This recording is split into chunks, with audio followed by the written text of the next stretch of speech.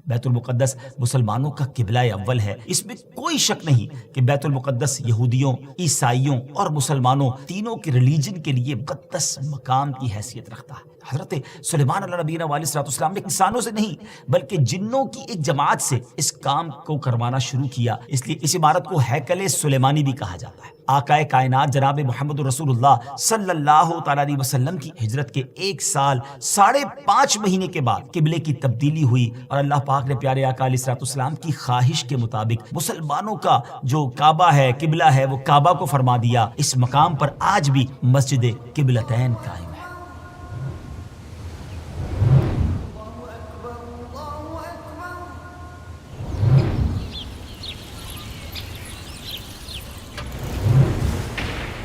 السلام علیکم ورحمۃ اللہ وبرکاتہ۔ ویورز کیسے ہیں آپ؟ سب ٹھیک ہیں؟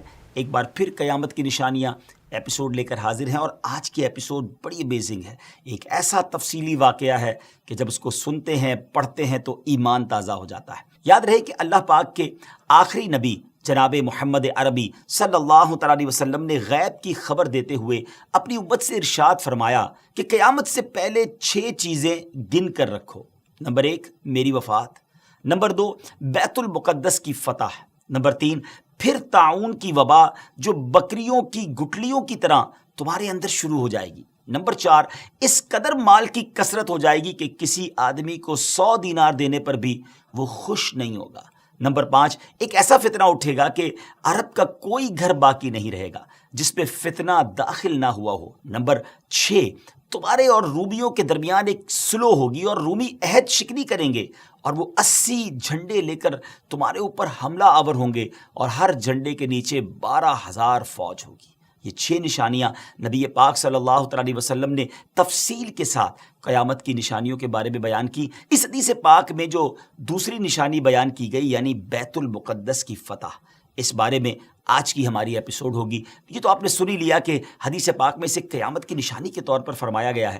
اس بارے میں مزید بات کرنے سے پہلے آئیے پہلے ذرا بیت المقدس کے بارے میں کچھ سنتے ہیں کہ یہ کس جگہ کو کہا جاتا ہے اور اس کی تاریخ کیا ہے۔ بیت المقدس مسلمانوں کا قبلہ اول ہے۔ یہ فلسطین کے شہر القدس میں واقع ہے۔ بعض نے اس شہر کو بھی بیت المقدس کہا ہے۔ بیت المقدس کی تاریخ دیکھیں تو اس میں کوئی شک نہیں کہ بیت المقدس یہودیوں، عیسائیوں اور مسلمانوں تینوں کے ادیان یعنی تینوں کے ریلیجن کے لیے مقدس مقام کی حیثیت رکھتا ہے۔ اس کو القدس کا نام کیوں دیا گیا؟ اس کے بارے میں حکیم الامت مفتی احمد یار خان نعیمی رحمۃ اللہ تعالی لکھتے ہیں کہ چونکہ اس زمین میں حضرات انبیاء کے مزارات بہت ہیں، اس لیے اسے قدس کہا جاتا ہے۔ زمین کا یہ ٹکڑا انبیاء اور صلحاء یعنی نیک لوگوں کا مرکز رہا ہے۔ حضرت سیدنا سلیمان علیہ نبینا علیہ الصلوۃ والسلام کا مزار مبارک اور عالم اسلام کی مشہور و معروف مسجد اقصیٰ بھی اسی شہر میں واقع ہے۔ رہی یہ بات کہ اس کا سنگ بنیاد کب رکھا گیا، تو اس بارے میں یہ کہا جاتا ہے کہ کعبہ معظمہ کی بنیاد ڈالنے کے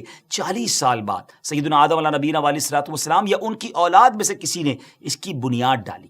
پھر اس کی تعمیر حضرت سیدنا سام بن نوح علیہ نبینا علیہ الصلوۃ والسلام نے کی۔ پھر ایک عرصے کے بعد حضرت سیدنا داؤد علیہ نبینا علیہ الصلوۃ والسلام نے بیت المقدس کی بنیاد اسی مقام پر رکھی جہاں حضرت سیدنا موسیٰ علیہ نبینا علیہ الصلوۃ والسلام کا خیمہ نصب کیا گیا تھا۔ اس عمارت کے پورا ہونے سے قبل حضرت سیدنا داؤد علیہ نبینا علیہ الصلوۃ والسلام کی دنیا سے وفات کا وقت قریب آ گیا، تو اب آپ نے اپنے بیٹے حضرت سیدنا سلیمان علیہ نبینا علیہ الصلوۃ والسلام کو اس کو مکمل کرنے کی وصیت فرمائی۔ حضرت سلیمان علیہ نبینا علیہ الصلوۃ والسلام نے کمال کا انتظام کیا۔ آپ نے انسانوں سے نہیں بلکہ جنوں کی ایک جماعت سے اس کام کو کروانا شروع کیا۔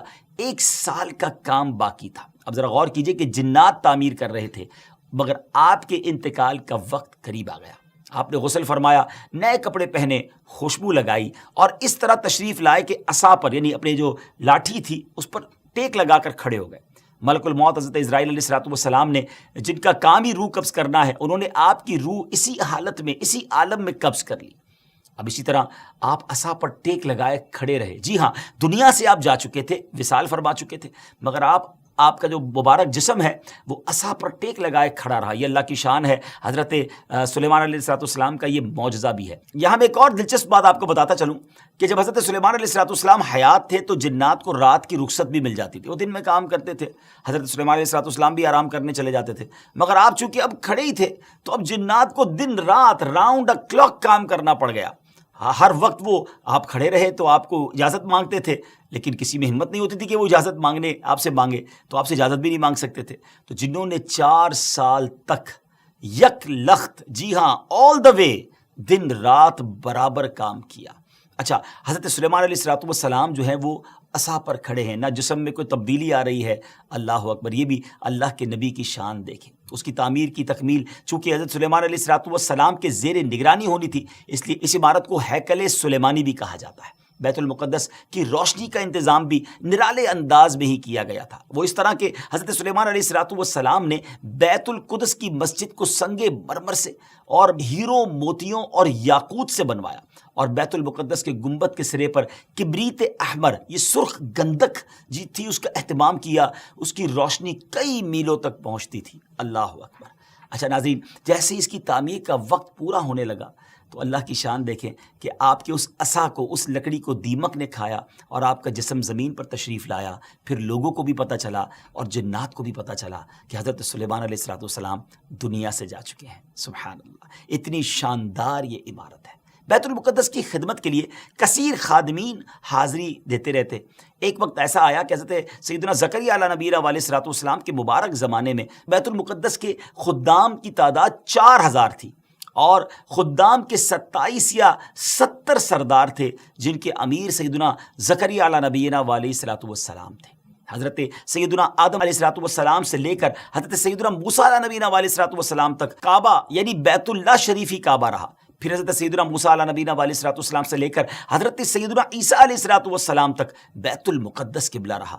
جب آقائے کائنات جناب محمد رسول اللہ صلی اللہ تعالیٰ علیہ وسلم کی آمد ہوئی اور آپ نے اعلان نبوت فرما کر اسلام کی تعلیم اور اشاعت کا سلسلہ شروع کیا، تو مکہ مبارک میں جتنا عرصہ رہے اس وقت تک بھی مسلمان بیت المقدس کی طرف رخ کر کے عبادت کرتے تھے. پھر نبی پاک علیہ السلام نے مدینے کی طرف ہجرت فرمائی، اور ہجرت کے بعد مدینہ منورہ میں بھی مسلمان 16 یا 17 مہینے تک بیت المقدس کی طرف ہی رخ کر کے نمازیں پڑھتے رہے. ہجرت کے 1 سال 5.5 مہینے کے بعد 15ویں رجب پیر کے دن مسجد بنی سلمہ میں نماز ظہر کے درمیان قبلے کی تبدیلی ہوئی، اور اللہ پاک نے پیارے آقا علیہ السلام کی خواہش کے مطابق مسلمانوں کا جو کعبہ ہے، قبلہ ہے، وہ کعبہ کو فرما دیا، اور اب مسلمان کعبے کی طرف رخ کر کے نماز ادا کرنے لگے. اس مقام پر آج بھی مسجد قبلتین قائم ہے. حضرت سلیمان علیہ السلام کے بعد بنی اسرائیل کے زوال کے ساتھ ہی بنی اسرائیل 2 حصوں میں منقسم ہو گئے، تقسیم ہو گئے. ہیکل سلیمانی کی عزت میں بھی کمی آ گئی. ویسے تو ہیکل سلیمانی پر کئی حملے ہوئے، مگر ایران کے بادشاہ بخت نصر نے جو فلسطین پر حملہ کیا تھا اس میں ہیکل سلیمانی کو مکمل طور پر مسمار کر دیا اور بڑے پیمانے پر یہودیوں کا قتل عام کیا. تورات جلا دی گئی، اور اس وقت یہودی غلاموں کو دریائے فرات کے کنارے آباد کیا گیا، اور انہوں نے اس بستی کا نام تل ابیب رکھا. اس کے بعد ایران کے پہلے کسرا خسرو نے یہودیوں کو واپس فلسطین جانے کی اجازت دے دی. تب وہ جنوبی فلسطین میں آ کر آباد ہوئے اور ہیکل سلیمانی کی اثر نو تعمیر کی. مگر یہ تعمیر بھی زیادہ عرصے قائم نہ رہ سکی، اور 70 عیسوی میں روم کے بادشاہ توتس نے ایک مرتبہ پھر ہیکل سلیمانی پر حملہ کیا، اسے مسمار کر دیا، اور یہودیوں کو فلسطین کے جنوبی حصے سے بھی نکال دیا. یوں فلسطین مکمل طور پر یہود سے خالی ہو گیا تھا. حضرت عمر فاروق رضی اللہ تعالیٰ عنہ کے عہد خلافت میں جب فلسطین فتح کیا گیا، اس وقت وہاں عربی النسل قبائل آباد تھے. اسلامی لشکر کے سپہ سالار سیدنا ابو عبیدہ بن جراح رضی اللہ تعالیٰ عنہ نے فتح یرموک کے بعد اسلامی لشکر کے ساتھ آپ دمشق آ چکے تھے. آپ نے اپنے اصحاب سے مشورہ کیا کہ قیصاریہ روانہ ہو یا بیت المقدس. حضرت سیدنا معاذ بن جبل رضی اللہ تعالیٰ عنہ کے مشورے پر عمل کرتے ہوئے سیدنا فاروق اعظم رضی اللہ تعالیٰ عنہ کی بارگاہ میں ایک مکتوب روانہ کیا گیا، دونوں شہروں میں سے کس شہر کا انتخاب کیا جائے. سیدنا فاروق اعظم رضی اللہ تعالیٰ عنہ نے جلیل القدر صحابہ کرام علیہ رضوان سے جب مشورہ کیا تو مولا علی شیر خدا کرم اللہ تعالیٰ وجہ الکریم نے فرمایا کہ اے امیر المومنین، آپ اسلامی لشکر کو بیت المقدس کی طرف روانگی کا حکم دیں. وہ پہلے بیت المقدس کو فتح کرے پھر کیساریہ کی طرف جائیں، کیونکہ رسول پاک علیہ الصلوۃ والسلام نے پہلے مجھے بیت المقدس کی فتح اور بعد میں کیساریہ کی فتح کی خوشخبری دی تھی۔ یہ سن کر سیدنا فاروق اعظم رضی اللہ تعالیٰ عنہ نے فرمایا، اے ابو الحسن آپ نے سچ کہا۔ پھر سیدنا ابو عبیدہ بن جراح رضی اللہ تعالیٰ عنہ کی طرف پہلے بیت المقدس اور پھر کیساریہ روانگی کا حکم لکھ کر روانہ کر دیا۔ ڈیئر ویورز، ہے نا بڑی عجیب داستان، بڑی ایمان افروز داستان۔ سیدنا ابو عبیدہ بن جراح رضی اللہ تعالیٰ عنہ کو جیسے ہی امیر المومنین کا مکتوب ملا، آپ نے روزانہ 5000 مجاہدین لشکر بیت المقدس روانہ شروع کر دیے، یعنی 5000 مجاہدین ڈیلی روانہ ہوئے۔ بیت المقدس کا جو قلعہ تھا، جو فورٹ تھا، وہ بڑا مضبوط تھا۔ رومیوں نے یرموک کا حال سن کر پوری تیاری کر رکھی تھی۔ اسلامی لشکر کے جاتے ہی انہوں نے قلعے کا محاصرہ کیا، اس کو سراؤنڈ کر لیا۔ حضرت ابو عبیدہ بن جراح رضی اللہ عنہ کے حکم سے روزانہ اس فورٹ پر، اس قلعے پر حملہ کیا جاتا۔ 11 دن تک حملہ کرتے رہے، مگر کوئی خاص پیش رفت نہ ہوئی، کوئی پروگرس نہ ہو رہی تھی۔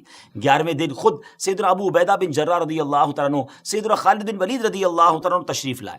مجاہدین نے تکبیر و تحلیل کی صدائیں بلند کی، خوب نعرے لگائے، تو رومیوں کو بھی معلوم ہو گیا کہ اسلامی لشکر کا کوئی بڑا سردار آ گیا ہے۔ وہ سب پریشان ہوئے، اپنے سب سے بڑے راہب قمامہ کے پاس گئے اور ساری صورتحال بیان کی۔ جب اسے معلوم ہوا کہ مسلمانوں کا سردار آ گیا ہے، وہ بہت پریشان ہوا اور کہنے لگا، اب تمہاری ہلاکت نزدیک ہے، کیونکہ میں نے پچھلی کتابوں میں پڑھا ہے کہ ملک شام کو محمد الرسول اللہ صلی اللہ تعالیٰ علیہ وسلم کا ایک سرخ رنگ کا صحابی فتح کرے گا۔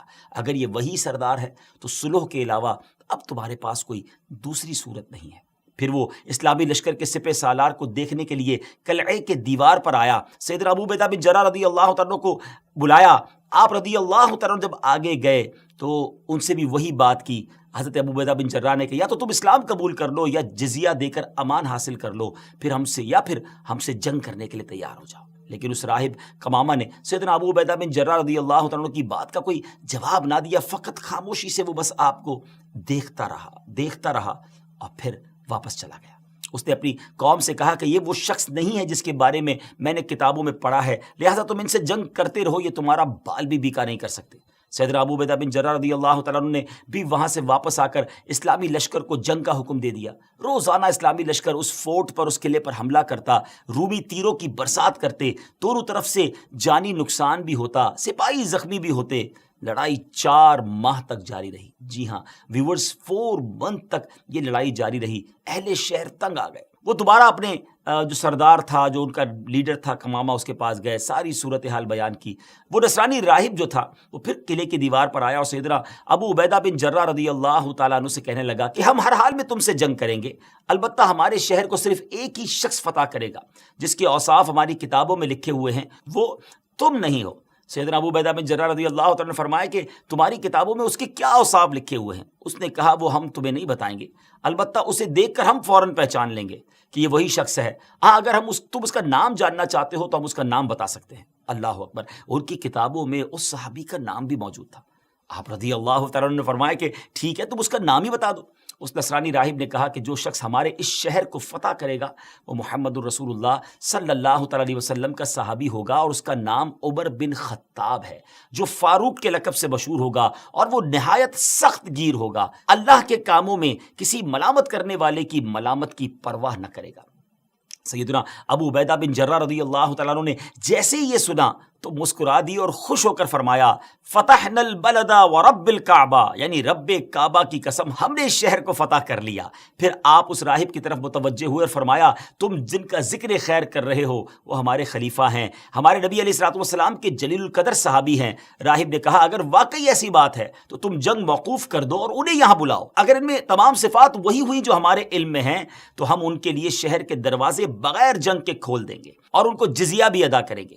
آپ رضی اللہ تعالیٰ عنہ نے یہ بات منظور فرما لی۔ نصرانی راہب سے گفتگو کرنے کے بعد سیدنا ابو عبیدہ رضی اللہ تعالیٰ عنہ نے جب وہ تشریف لائے اور نصرانی راہب سے ہونے والی گفتگو کی تفصیلات لشکر میں سب کو بتائیں تو تمام مجاہدین خوش ہو گئے۔ ایک مکتوب جس میں تمام تفصیلات انہوں نے لکھی سیدنا عمر فاروق رضی اللہ تعالیٰ عنہ کی بارگاہ میں انہوں نے پیش کر دیں، اور وہاں وہ خط بھیج دیا گیا۔ اللہ اکبر، جب یہ خط مدینہ منورہ پہنچتا ہے، حضرت سیدنا میسرہ بن مسروق رضی اللہ تعالیٰ عنہ مدینہ منورہ پہنچتے ہیں، بارگاہ فاروقی میں حاضر ہوئے، سلام عرض کیا، فرمایا خوشخبری لائے ہو، عرض کیا رب کعبہ کی قسم خوشخبری ہے۔ پھر وہ مکتوب بارگاہ فاروقی میں پیش کیا گیا۔ سیدنا فاروق اعظم رضی اللہ تعالیٰ نے جب مکتوب پڑھا، صحابہ کرام سے مشورہ کیا اور اس ملک شام کی طرف سفر کا ارادہ کر لیا، تیاری شروع فرما دی۔ امیر المومنین سیدنا فاروق اعظم رضی اللہ تعالیٰ کا بیت المقدس جب جانے کا فیصلہ ہوا، یہ خبر سن کر مدینہ منورہ میں خوشی کی لہر دوڑ گئی۔ اپنے سفر کا آپ آغاز فرماتے ہوئے سب سے پہلے آپ مسجد نبوی شریف میں آئے،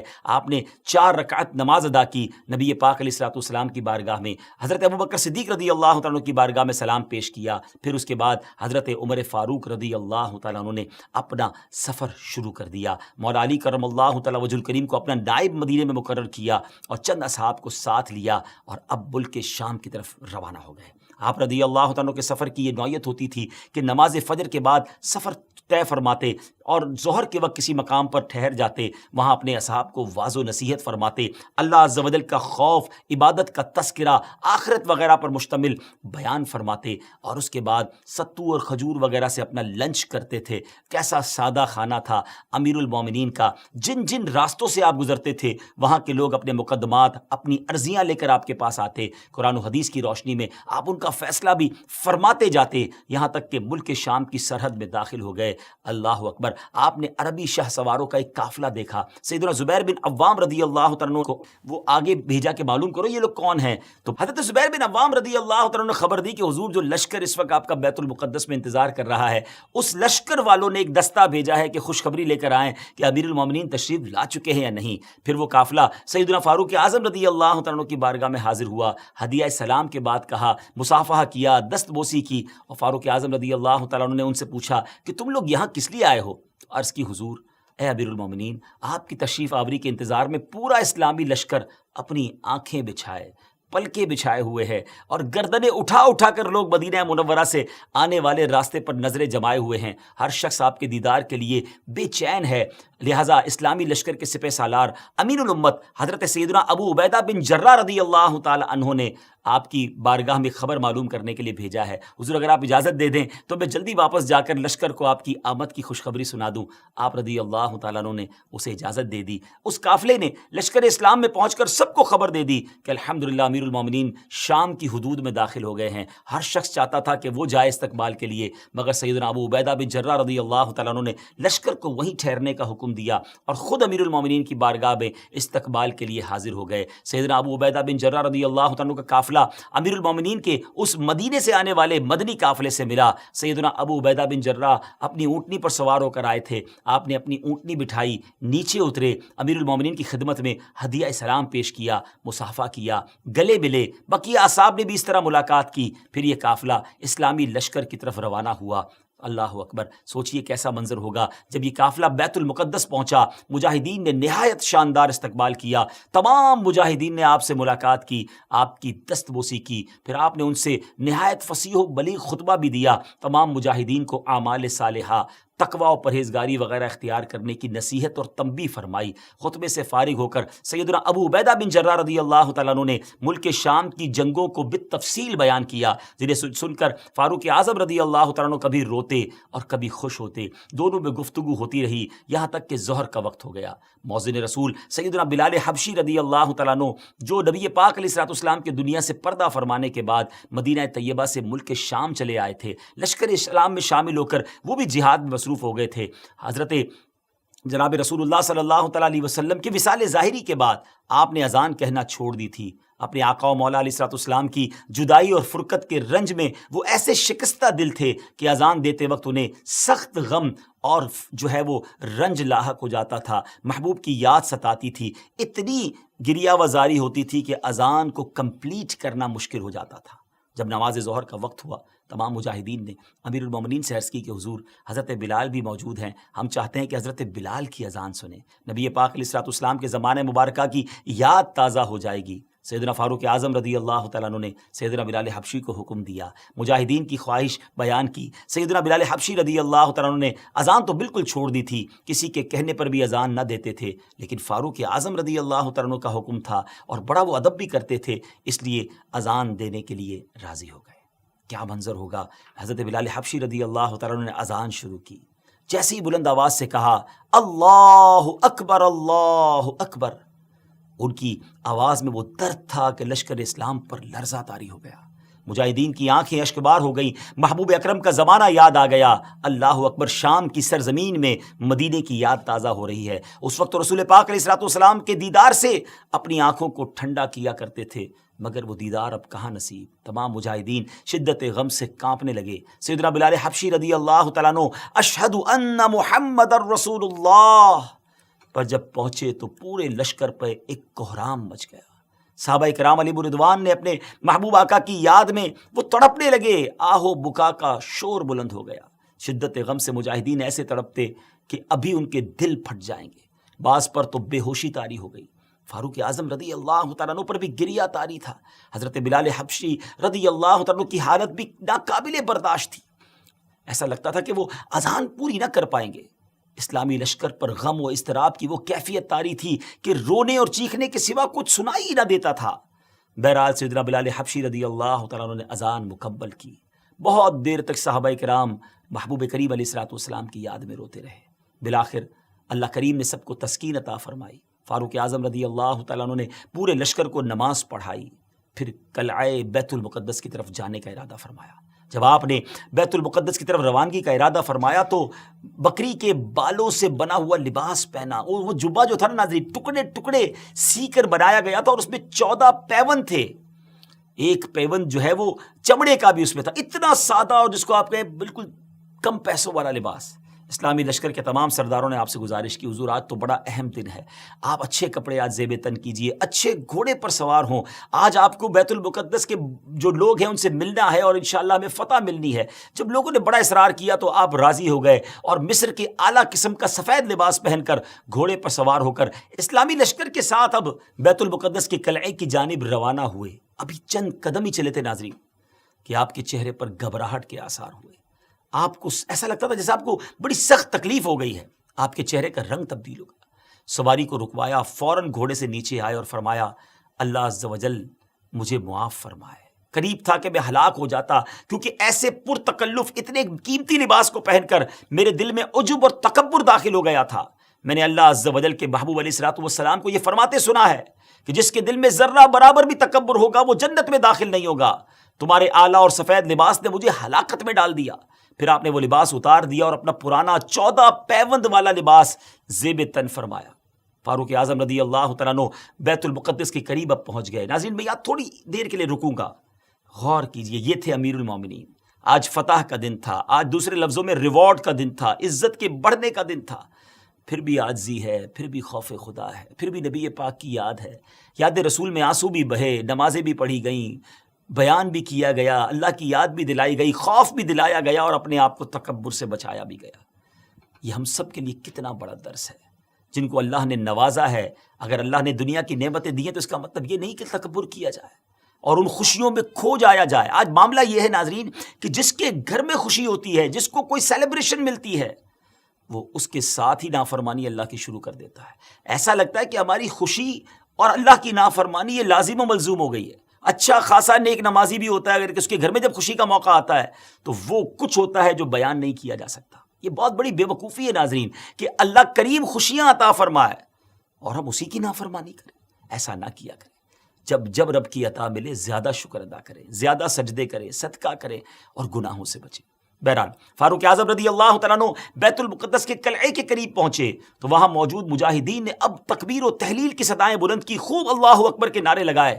جب یہ شور سنا اور بیت المقدس کے اندر جو لوگ تھے وہ حیران ہو گئے کہ جنگ تو بریک تھی، موقوف ہو گئی، کیا مسلمانوں نے پھر حملہ کر دیا؟ نصرانی راہب کمامہ نے جب وہ آوازیں سنی اور خادمین کو بھیجا کہ معلوم کرے کہ معاملہ کیا ہے تو پتہ چلا کہ اسلامی لشکر کے سب سے بڑے سردار امیر المومنین حضرت عمر بن خطاب رضی اللہ تعالیٰ عنہ تشریف لائے ہیں. نصرانی راہب قلعے کی دیوار پر آیا اور اسلامی لشکر میں پیغام بھیجا کہ حضرت عمر بن خطاب رضی اللہ تعالیٰ عنہ کی زیارت اور شناخت کرنا چاہتے ہیں، انہیں قلعے کے قریب لایا جائے. سیدنا فاروق اعظم رضی اللہ تعالیٰ عنہ بغیر اسلحے کے اکیلے ہی قلعے کے قریب جانے لگے تو بعد میں یہ فیصلہ ہوا کہ حضرت ابو عبیدہ بن جراح رضی اللہ تعالیٰ عنہ بھی ساتھ جائیں. آپ اپنے اونٹ پر سوار تھے، ہاتھ میں ایک درہ تھا. جب دیوار کے قریب پہنچے تو اس نصرانی راہب نے آپ کو بڑے غور سے دیکھنا شروع کر دیا۔ تھوڑی دیر بعد نصرانی راہب نے کمامہ نے بلند آواز سے شور کرتے ہوئے اپنی قوم کو پکار کر کہا، خدا کی قسم یہ وہی شخص ہیں جن کی صفات ہم نے اپنی کتابوں میں پڑھی ہیں، اور ان کے ہاتھوں پر ہمارا شہر فتح ہوگا۔ پھر اس کمامہ نے اپنی قوم کو جھڑکتے ہوئے اور ڈانٹتے ہوئے کہا کہ سختی ہو تم پر، یہ کیا تاخیر ہے؟ قلعے سے جلدی اترو، ان کے پاس جاؤ، ان سے امان اور ذمہ داری حاصل کرو۔ خدا کی قسم محمد بن عبداللہ علیہ الصلوۃ والسلام کے یہ صحابی ہیں۔ جب رومیوں نے کمامہ کا فرمان سنا تو وہ جلدی جلدی قلعے کی دیوار سے اترے، شہر کے دروازے کھول دیے گئے، دوڑتے ہوئے فاروق اعظم رضی اللہ تعالیٰ کی بارگاہ میں حاضر ہوئے، صلح اور امان کی درخواست کرنے لگے۔ آپ رضی اللہ تعالیٰ عنہ نے اللہ پاک کا شکر ادا کرتے ہوئے اپنے اونٹ پر ہی سجدہ شکر ادا کیا اور پورے شہر والوں کو امن و امان اور اس کا جو پروانہ تھا وہ جاری کر دیا، عہد و پیمان ہو گئے۔ دوسرے دن آپ رضی اللہ تعالیٰ عنہ نے بعد نماز فجر عظیم و شان فتح و نصرت کے ساتھ بیت المقدس کے قلعے میں داخلہ فرمایا۔ اس کے بعد کئی 100 سال تک بیت المقدس مسلمانوں کے قبضے میں رہا۔ بعد ازاں تقریباً 11ویں صدی عیسوی میں بیت المقدس عیسائیوں کے قبضے میں چلا گیا، جسے سلطان صلاح الدین ایوبی رضی اللہ تعالیٰ عنہ نے 1187 عیسوی میں دوبارہ فتح کیا اور بیت المقدس دوبارہ مسلمانوں کے قبضے میں آ گیا، اور پہلی جنگ عظیم تک ترک عثمانیہ خلافت کے زیر انتظام رہا۔ اللہ پاک ہمیں اپنی نعمتوں کا شکر بجا لانے کی توفیق عطا فرمائے اور ہمیں پھر قبلہ اول نصیب فرمائے۔ بہرحال ناظرین، ہم نے یہ جو آج ایپیسوڈ سنی ہے بیت المقدس کی فتح، اس کا مطلب یہ ہوا کہ یہ نشانی پہلے بھی ہو چکی ہے، اور ہم اللہ سے دعا کرتے ہیں کہ ایک بار پھر ہمیں بیت المقدس مسلمانوں کا قبلہ اول نصیب فرمائے۔ تو یہ آج کی نشانی، قیامت کی نشانی جو تھی وہ ہم نے سنی، اور امید ہے کہ اس سے بہت ساری معلومات بھی ملی، ہمیں لیسن بھی ملے۔ اللہ مجھے اور آپ کو عمل کرنے کی توفیق عطا فرمائے۔ انشاءاللہ اگلے ایپیسوڈ میں ایک اور قیامت کی نشانی لے کر حاضر ہوں گے۔ ہمیں اپنی دعاؤں میں یاد رکھیے گا۔ السلام علیکم ورحمۃ اللہ وبرکاتہ۔